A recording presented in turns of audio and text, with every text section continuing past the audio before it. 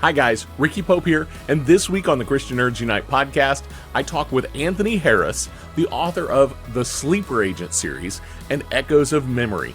Plus, scripture and nerdy news as always, and we'll get to all of that right after this.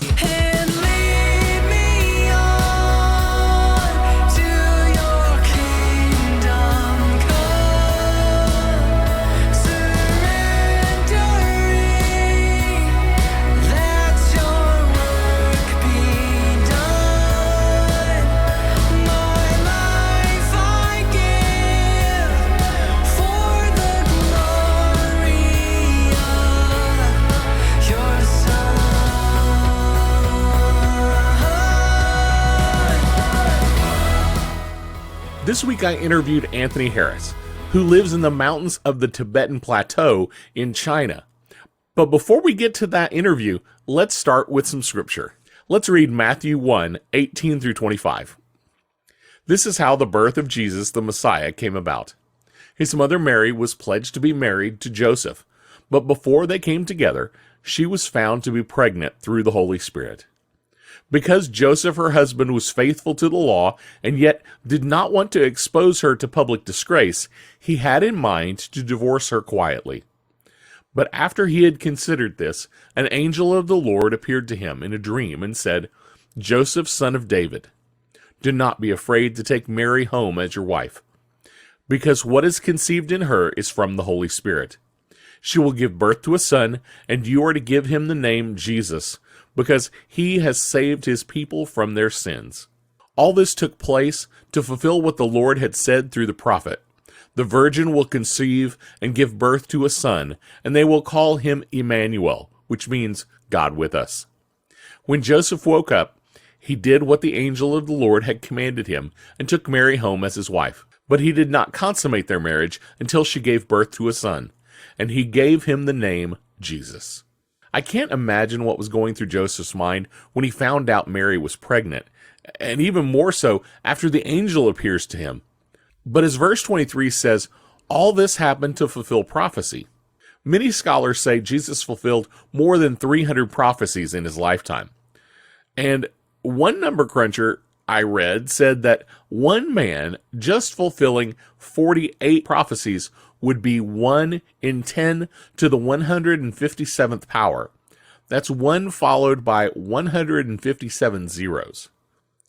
So to say that Jesus fulfilled prophecy is a bit of an understatement. His birth divided time, divided the world. And because of his birth and death, we can have life. I pray that during this Christmas season, you'll take time to reflect on all that Jesus coming means and how you as an individual should live because of it. And now for some nerdy news. DC has some major shakeups being rumored. Reports say that the recent Wonder Woman 3 treatment that Patty Jenkins presented has been turned down because it doesn't fit into the future plans of the theatrical releases. It's a little unclear if this means it is completely canceled or just that this particular script will not be used. James Gunn and Peter Safran, the new CEOs at DC, are planning to present their plans for the future of the DCU to the heads of Warner Brothers either this week or next week. We'll have to wait and see what that plan looks like, and hopefully we get to see a Wonder Woman project come out of that. Many experts say that the United States Department of Energy will announce that there has been a breakthrough on fusion energy production this week. Michael Anthony Harris, it is so great to have you on the Christian Nerds Unite podcast today. I'm honored to be here. And I think this may be the most distant interview I've done so far. I've interviewed somebody from London. I've interviewed somebody from Prague, but this will be the first time I've interviewed anyone from an Asian country. And for those who are listening or watching, Michael is actually in China right now. Mm-hmm. Do I get an award for being the most distant? You win the award. It's a no award. Okay, nice. No awards used to be a Marvel thing, Marvel Comics thing. You would win the No award. Oh, okay. Yeah. I've been into Marvel Comics, but I'm a little bit younger. I'm an old man. I'm an old Yeah, man. yeah. I'm starting to get there. You can oh, it's mirrored. You can see a little bit of gray, but Well, Michael, tell us a little bit about who Michael Harris is. well, I'm a dude and I live in China. And yeah, I came here about almost 10 years ago. In just 2 or 3 months, it'll be 10 years. And, but I grew up in the States back in Colorado, was homeschooled with my 5 other siblings. And now half of us are scattered around the world, half of us are in America. And yeah, now I'm just living here, teaching at an international school and writing books in the meantime. And the books are actually part of what made me bring you on to the show. So you have 3 published novels right now, correct? Yeah. Um, you've got Sleeper Agent, and then you've got Sleeper Agent Cold War, and then you've got Echoes of Memory. Now, are those all from the same series, or are they different? The Sleeper Agent ones are the same series. And then Echoes of Memory is a standalone, really big epic fantasy book. I So, haven't got so the paper copy because I live in China and it would cost like $50 to send it here. But families bought it and some friends, and I've seen it. It's like this thick. It's pretty awesome. oh my goodness. So, tell us a little bit about your writing. What got you into writing novels, and what kind of novels are you really into writing? I had an idea back probably about 12 years ago, 13 years ago now. And I had an idea for a story, and I've always loved drawing and painting. Uh, and I was like, I'm going to make this into a graphic novel. And then I realized I didn't have the patience for it. I probably could have developed the skill, but I didn't have the patience to draw out every scene. And so I just was like, you know what? I'm going to write this as a book. And I started writing it as a book. And I got a few chapters in and then had a better idea and never went back to the first one. But yeah, after a few chapters, I was like, oh, you know what? I have an idea, a really cool idea for another book. That ended up being Echoes of Memory, actually. And then I just started writing. And after, I think, what was it? I think about 2 or 3 years into starting writing, one day I was at a small group meeting out here in China. And then I was just praying, and God was like, you're going to be a writer. You know, you have other jobs, but you're a writer. And I was just like, are you sure, God? And he was like, yep. And I was like, cool. Okay. Well, it's nice to have that kind of confidence, and that kind of assurance at the same time. Yeah. Um, It was so definitely one of the times I heard him most clear. So that's why I have that assurance. nice. So tell us about your novels. Specifically, tell us about um, the Echoes of Memory book. Okay. That one, like I said, I was writing my other novel. Then I had an idea. I was like, it would be cool if there was a book about like where it has a magic system, but the magic system is based off of memories. And so that's why the title is Epic Echoes of Memories, of course. But basically, I just had an idea like, what if you could see into other people's memories? What if you could put your memories into theirs or take memories from them? And so I just kind of, when I was writing that other book, I started thinking about that and I was like, this is a really cool idea. And so I just kind of came up with a magic system of different types of memory manipulation.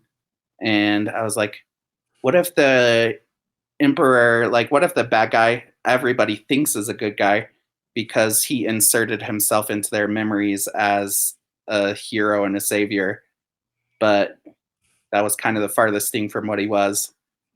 And so I just kind of started playing with that idea. And then as I was writing, I was like, oh, what if the heroes die at the start and they give their memory and they're like, in a last desperate plea, just shoot out their memories.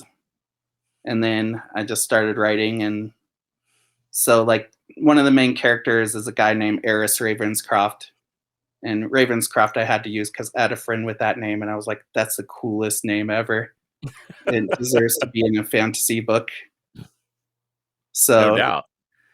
yeah. So basically, in the book, Eris, he's a general. He's in charge of the capital city's police force, and he's like really smart, really dedicated to the emperor. But his brother actually was the leader of the resistance, and so he's kind of like trying to work off that shame of his brother trying to kill the emperor.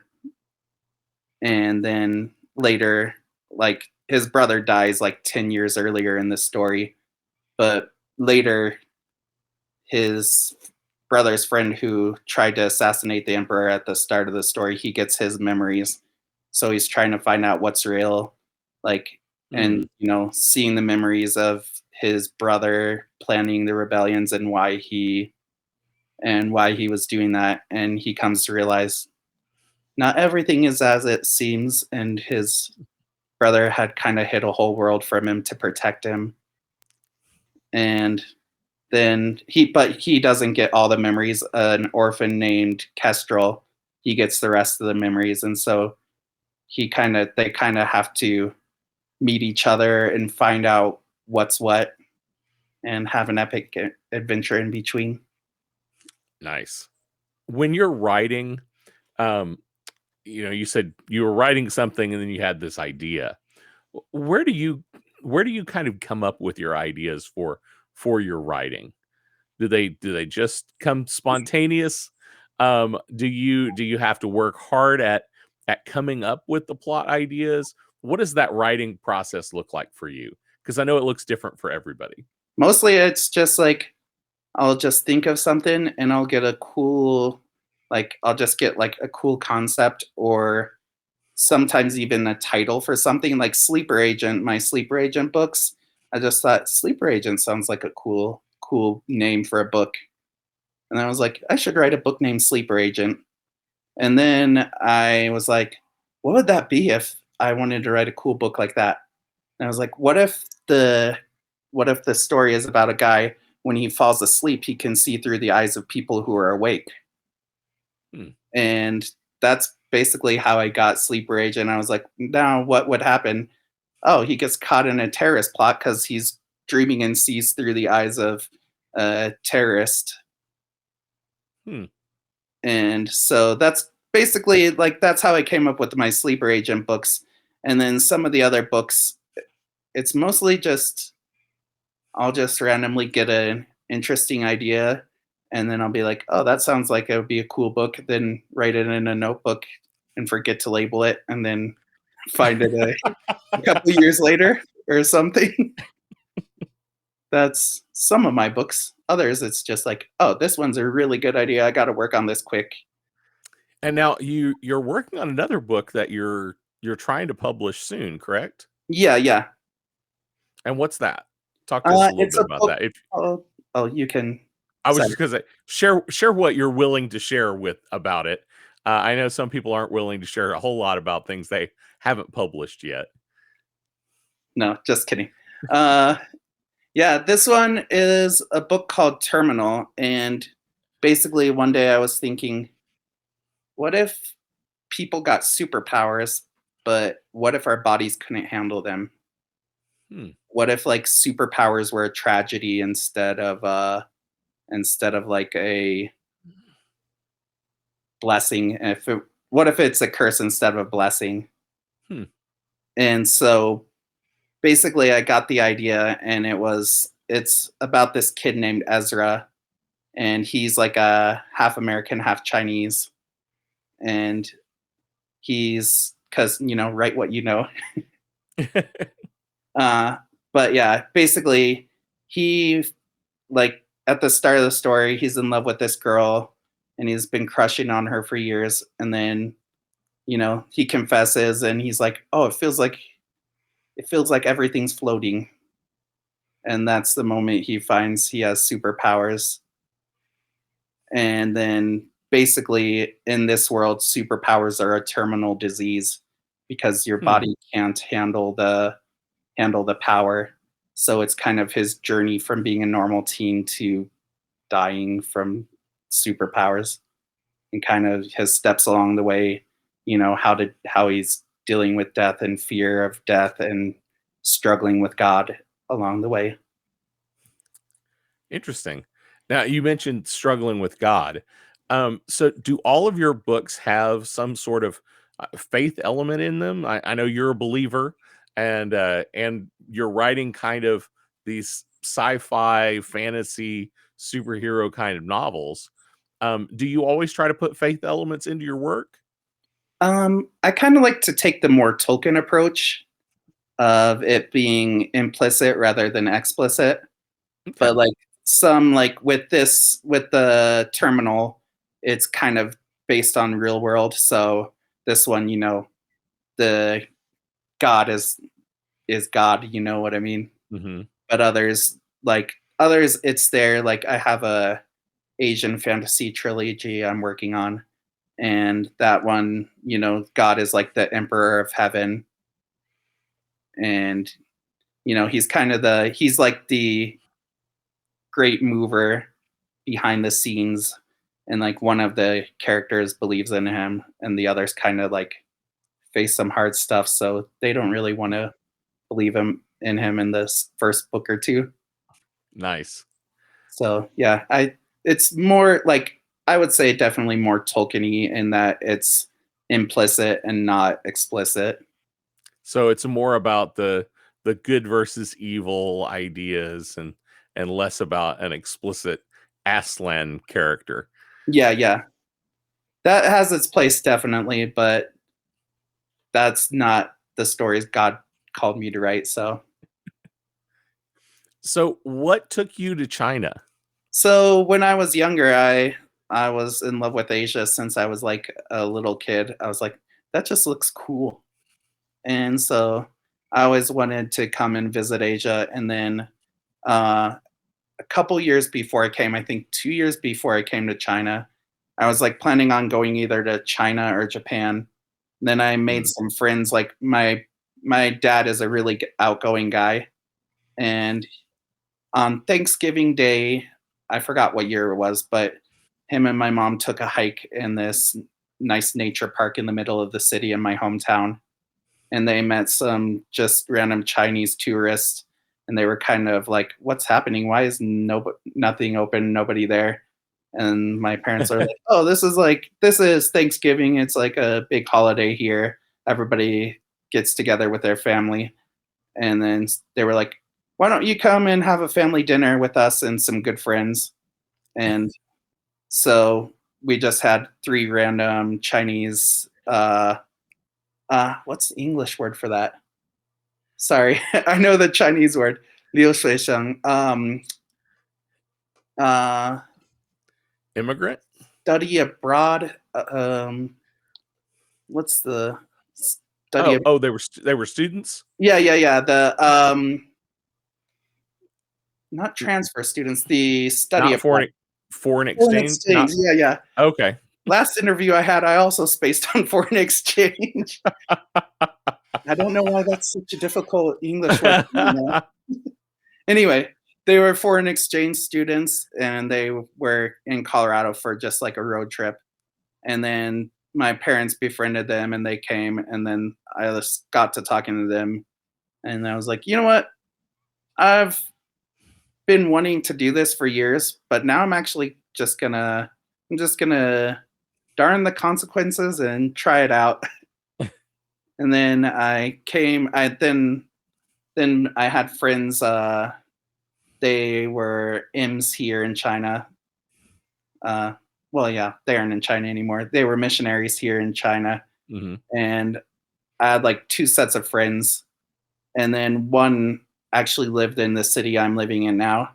and my oldest brother had visited here on a short missions trip like 6 years before at the time.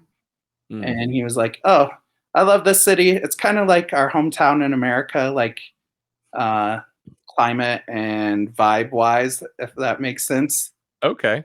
And so it was between here, where I'm living, a small, well, small for China, small town of about 2 million. Uh, yeah, it was between the city of Xining, where I'm living now, and a city called Harbin, which is famous for being really, really, really, really, really stinking cold. It's like minus 40 all the time. Oh, So I was like, yeah, Harbin sounds cool, but I don't want to like be encased in ice for half the year. no And doubt. so I ended up in here in Xining, where it's it is pretty similar to my hometown in Colorado where I grew up. Very So cool. yeah, that's kind of my story in a short nutshell. I don't know if that So, makes sense to you guys. so what is it like being a believer in China right now? Right now, it's more restrictive, but yeah, all in all, it's pretty. I mean, you kind of get used to it. Like after the honeymoon phase wears off, you're just like, okay, yeah, I'm just here. And so right now, it's interesting because like one COVID case, the whole city locks down, and then Mm, so most everything's online nowadays. mm, I But understand. yeah, And you're teaching English, is that right? I used to teach English here, and then because of all the craziness and some new laws, they shut down all those English teaching schools.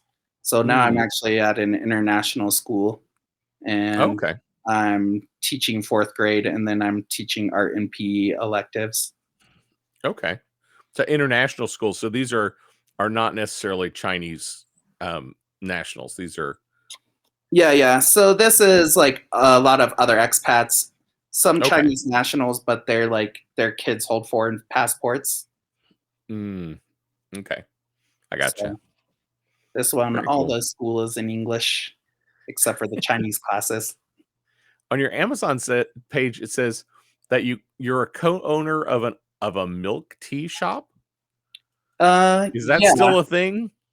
Not right now, but hopefully it will be.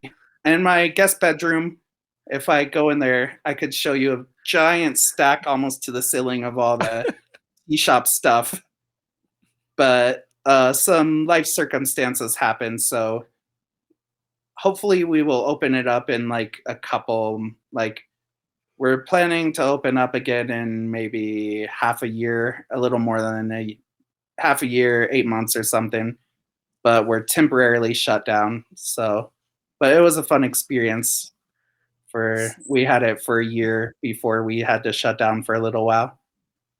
So what was it like owning a milk tea shop? It was pretty interesting. So one of the things that was growing for me is I'm an introvert, and my wife's an extrovert, and she's like, yeah, it definitely forced me to become more extroverted and actually talk to people, talk to the customers, not just be like, oh, hey, here's your tea. Have a good day. All right, have fun. Yeah. You know, because, in China as a foreign face, it's marketing. And so she was like, you're our marketing, basically. She said it in a less, it's like, you're a foreigner. You're a foreign face. My wife's Chinese, by the way. Oh, okay. So she was like, you're the reason why people come here. You need to be more friendly, talk more. And so, People come in to see the strange American. yeah, yeah. So it was actually pretty fun. It's cool. I know how to make some really tasty teas. Like I make a killer jasmine milk tea, make really good matcha. How do you matcha coconut milk tea? Okay. I was thinking of the Chinese name. I was like, what is that? Yeah. Anyway, but yeah, it was a fun experience. It was kind of busy working at my teaching job, then coming back and helping with my wife with a shop, as soon as I finished teaching. But it was definitely, I wouldn't trade it. I made some good friends and was able to, right next door to our shop, there was a gym. So some of the gym workers would come often. And then sometimes I would go up to the gym and box with them, spar with them, do kung fu. So Nice. made some good friends and had some good times at the shop. So it was pretty rad. Have you heard of aphantasia? Mm-mm. So like I have this thing called aphantasia that's basically it's you don't have a visual imagination. And so Oh, I don't have a visual imagination and I also don't have the auditory imagination. So basically my imagination is pretty much blank while so writing with aphantasia. that is fascinating. I actually do have a friend that has that. So when you read something, you can't visualize what you're reading Yeah, pretty when you much. read a book.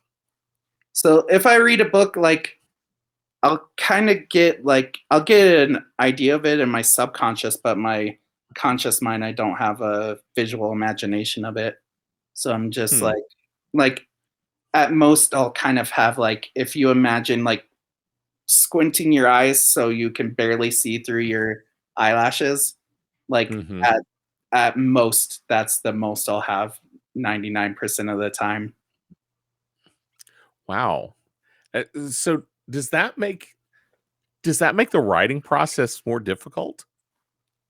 I almost think it's easier for me because I don't How have like so? How do you mean? I think because like I hear other writers and they're like, oh, the character's voice in my head, and they're like telling me do this, don't do this, and they like, oh, it's not exactly how I imagine it. I'm like, oh, I don't need to imagine it as long as if I can write it well enough that other people will imagine it, like in their minds. I don't need to actually worry about that.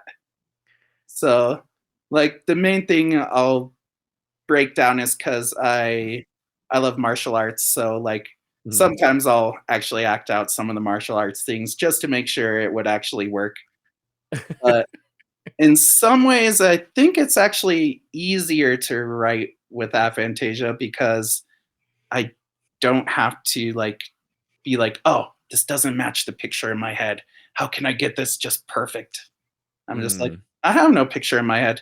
This sounds cool. I can write it well. Okay, I'll do that.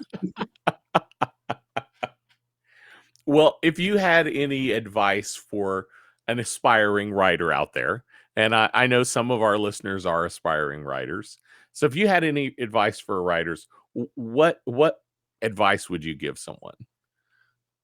Right? Like it sounds kind of trite, but most writers they get stuck in everything but the writing and they'll just be like, "Oh, I have to do the world building. I have to, you know, write all these character things. I have to get everything perfect." And it's not going to be perfect. Just write first and learn to be consistent. And once you get the consistency, like I know a lot of people they'll struggle with writing block and they just can't come up with ideas. Mm. But writing is like exercising. It's exercising your brain muscles basically. The more you exercise, the easier it gets to do the activity. So Mm. consistently writing is like the biggest piece of advice I would give to any writer be rather regardless of if they're beginner or have been doing it for years, I'd just be like, do it consistently and you will get better. Very cool. Well, Michael, it has been great having you on the show today. If people want to keep up with you, where can they find you online?